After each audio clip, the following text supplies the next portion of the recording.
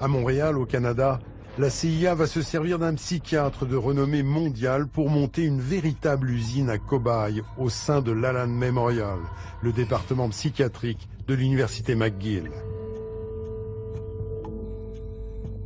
Ce psychiatre s'appelle Ewan Cameron. Il sera l'un des tout-puissants présidents de l'Association mondiale de psychiatrie. En 1945, Ewan Cameron fait l'expertise psychiatrique de Rudolf Hess, l'un des nazis accusés au procès de Nuremberg. En 1957, la CIA le recrute pour son programme MK-Ultra. Les Américains veulent parfaire leur technique d'interrogatoire et programmer un humain à tuer. Ewan Cameron devient une sorte de chien fou de la psychiatrie. Il plonge ses patients dans des états végétatifs pendant plusieurs semaines, en diffusant jour et nuit des ordres sonores préenregistrés. Certains en deviendront incontinents, amnésiques, oubliant même qui étaient leurs parents ou l'usage de la parole.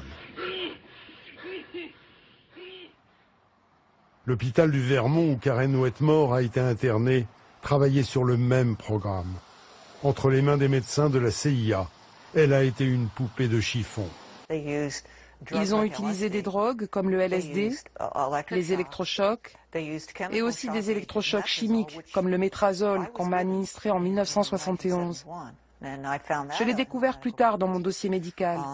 C'est une drogue extrêmement puissante, très violente.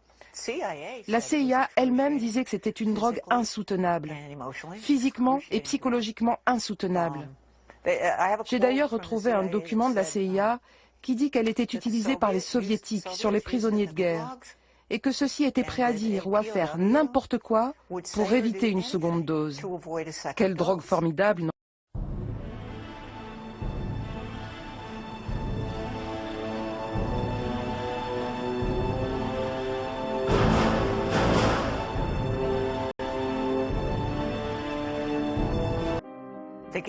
Ils m'ont donné 1800 mg, ce qui est apparemment une dose énorme.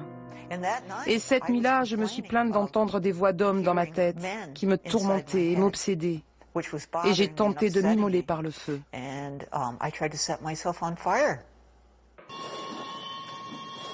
Derrière l'oreille de Karen, il y a justement une cicatrice dont elle ne connaît pas l'origine. Quand ma thérapeute a compris que la CIA s'était servie de moi comme cobaye, elle m'a dit « Laisse-moi regarder, juste pour voir ». C'est parce qu'on avait entendu parler de ces implants. On avait lu des choses sur ça, il y avait des documents. Et je lui dis « Pourquoi pas ?» Et c'était bien là où je vous ai montré. Je suis allée chez un chirurgien spécialisé qui m'a dit que c'était une cicatrice faite lors d'une chirurgie. Il n'y a pourtant rien dans mon dossier médical qui parle de problème ou de quoi que ce soit dans mon oreille droite. On ne parle ni d'incision ni d'opération effectuée à cet endroit. Et pourtant c'est bien là. Là, qu'est-ce que c'est qu'un islamiste? On le sait, c'est quelqu'un qui a combattu en Afghanistan, qui figure sur beaucoup de sites, qui est connu pour ça dans sa biographie. On ne devient pas chef d'une organisation comme ça en claquant dans ses doigts et en 5 minutes. Donc là, dans la direction de ce qu'on appelle l'État islamique, il n'y a pas un islamiste. C'est des gens qui, dans une phase antérieure de leur vie, étaient connus pour courir le guilledou, boire du pinard. Voilà, c'était des généraux de l'armée de Saddam Hussein, généralement. Généraux le plus souvent laïcs.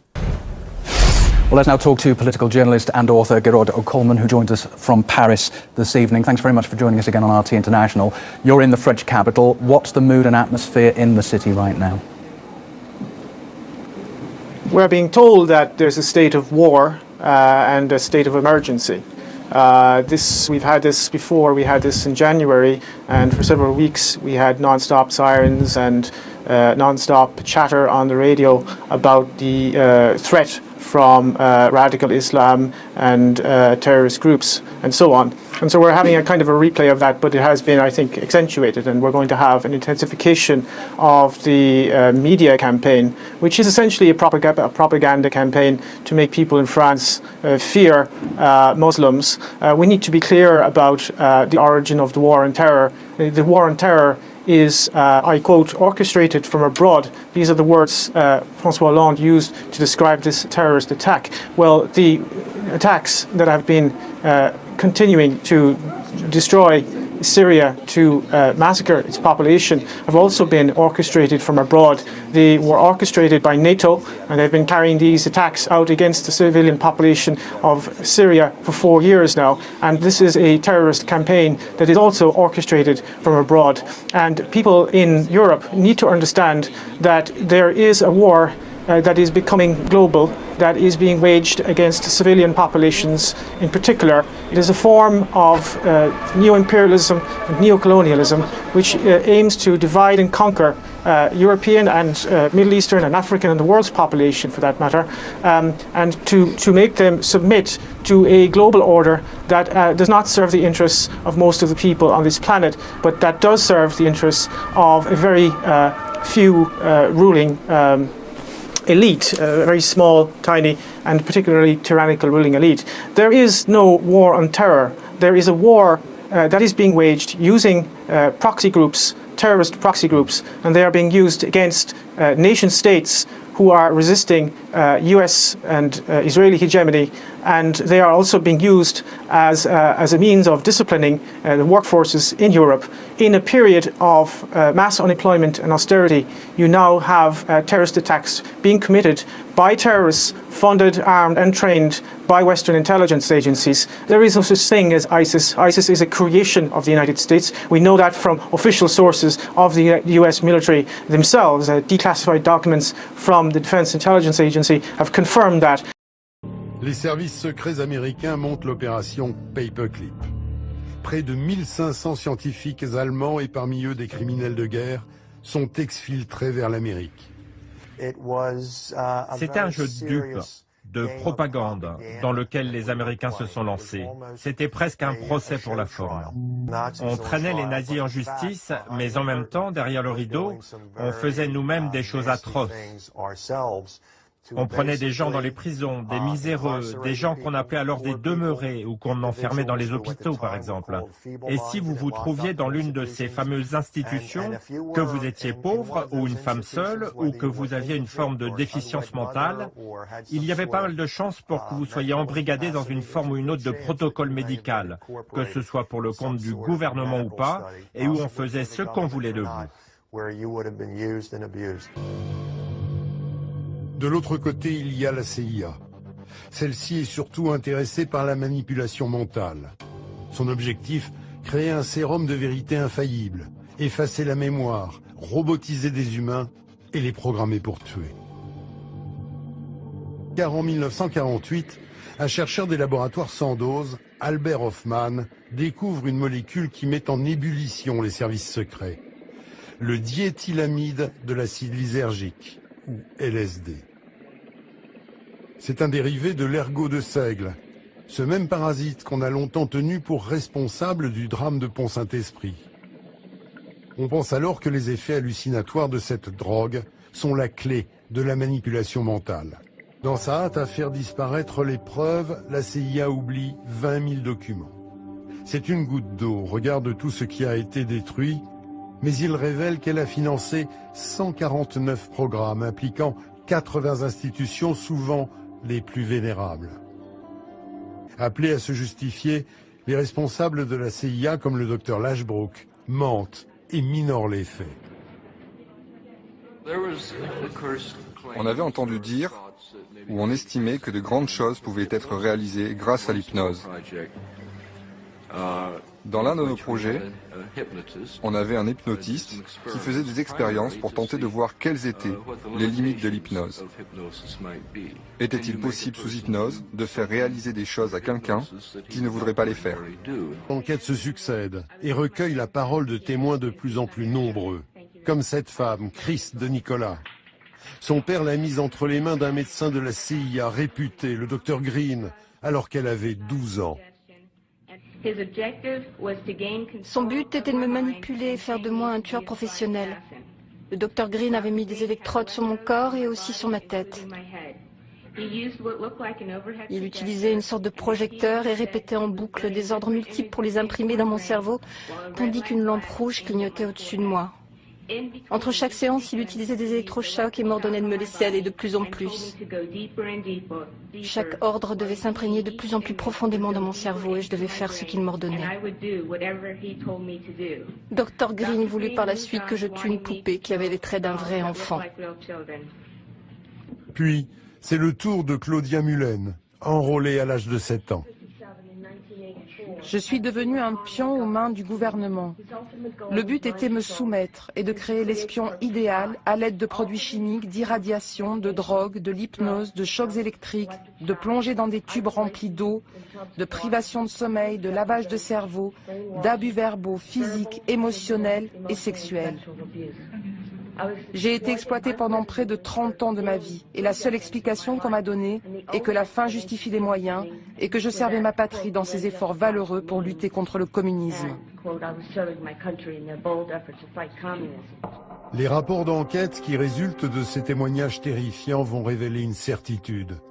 Les expériences ont viré au désastre. Des milliers d'expérimentations gouvernementales ont eu lieu dans les hôpitaux, les universités et sur les bases militaires un peu partout dans le pays. Dans de trop nombreux cas, aucun accord formel n'a été demandé. On a dissimulé à des Américains ce qu'ils subissaient et bien au-delà des cobayes eux-mêmes, cette tromperie a dupé leur famille et toute la nation. Initials would be ISIS. Just simple words like that.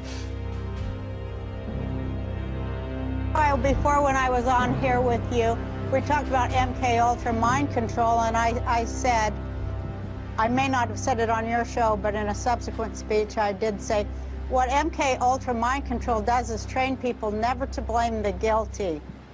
Instead, to point the finger downward at the helpless and never upward at the guilty. Les attentats de Paris sont une tragédie absolue. Mais c'est aussi une succession de détails qui laissent beaucoup de questions en suspens. Et Christoph Hörstel, ancien correspondant de presse en Afghanistan de la première chaîne allemande, nous explique ce terme et fait quelques déclarations brûlantes sur les prétendus attentats de Paris. Monsieur Hörstel, le terrorisme est maintenant arrivé jusqu'en Europe. Après ce qui s'est passé en France, on n'arrête pas d'entendre d'autres histoires provenant d'Allemagne, de Belgique et de partout. Je pense aussi que les gens ont peur, ou bien on leur suggère d'avoir peur. Est-ce un hasard? Non, bien sûr, ce n'est pas un hasard. Évidemment, cela a été préparé.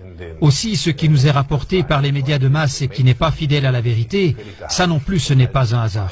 C'est pourquoi nous avons déjà entendu, il y a 1 an ou il y a 6 mois, que des combattants qui ont combattu en Syrie aux côtés d'Al-Qaïda, du front Al-Nusra et d'autres encore, allaient affluer pour ensuite probablement perpétrer des attentats terroristes. Pourquoi le pouvoir politique fait ça selon vous ? Je crois qu'il y a d'abord une espèce de mouvement politique, c'est-à-dire de donner le sentiment qu'il y a une menace et que le pouvoir y répond. Pour que la population se sente en sécurité avec ce gouvernement ? Je crois qu'on a suffisamment à faire avec le terrorisme réel pour qu'on n'aille pas en inventer un qui n'existe pas, qui relève peut-être d'autres procédures. Donc, mais pourquoi il invente le pouvoir alors ? Peut-être pour montrer une efficacité qui, sur d'autres terrains, notamment économiques et sociaux, n'est pas forcément au rendez-vous. Et deuxièmement, il y a une forme de dérive sécuritaire qui justifie des lois sans cesse plus répressives au nom d'une menace qui parfois est réelle, et parfois, on le voit bien, est virtuelle, voire même inexistante. À l'époque, en 2006-2007, en tant que conférencier au Centre des forces dirigeantes de l'armée, j'avais choisi pour le cours de sciences sociales l'Afghanistan. En tant qu'expert du pays, j'avais instruit les forces dirigeantes des troupes de combat allemandes sur la façon de se comporter en Afghanistan, et pour ce cours, j'avais alors utilisé l'expression « management de la terreur ». Et c'est exactement ce qui se passe ici. Les gouvernements mentent, tous les gouvernements de l'OTAN. Ils ne mènent pas un combat contre le terrorisme, mais ils pratiquent eux-mêmes le management de la terreur. Les personnes qui sont mises en scène, qui perpètrent les attentats, sont dans 95% des cas très bien connus des services de sécurité. La surveillance de ces cercles est sans faille. Ils ne peuvent même pas éternuer sans que les services secrets ne soient au courant. Donc, si quelque chose se passe, nous savons qu'ils sont impliqués. Et le problème, c'est que nous savons aujourd'hui que l'État islamique AIES, ISIS, EI, peu importe quelle abréviation on leur donne. On ne pourrait pas les imaginer sans la CIA, qui a commencé à entraîner des parties importantes de ses troupes en Jordanie il y a quelques années.